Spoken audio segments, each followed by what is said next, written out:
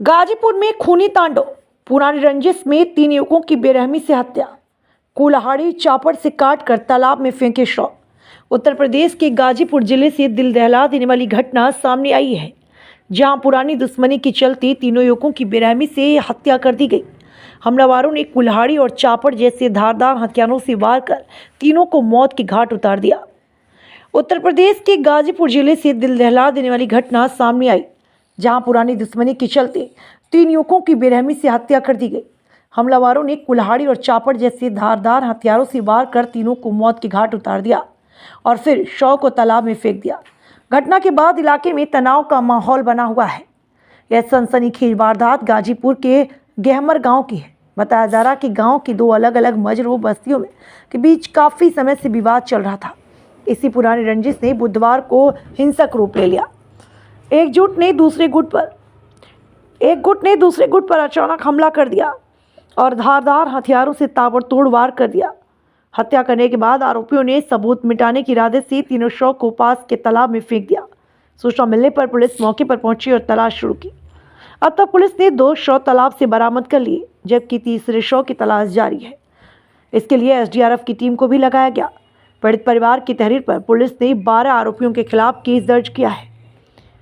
Varanasi range के DIG Vaibhav Krishna ने बताया कि गांव के दोनों मंजरों के बीच लंबे समय से विवाद चल रहा था।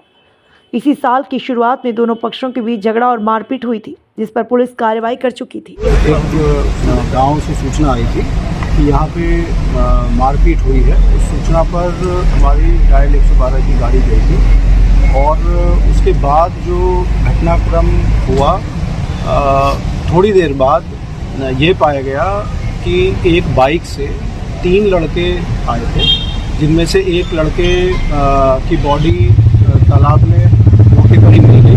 2 लोगों की जो बॉडी थी वो गायब थी, वो वहाँ पर नहीं थे।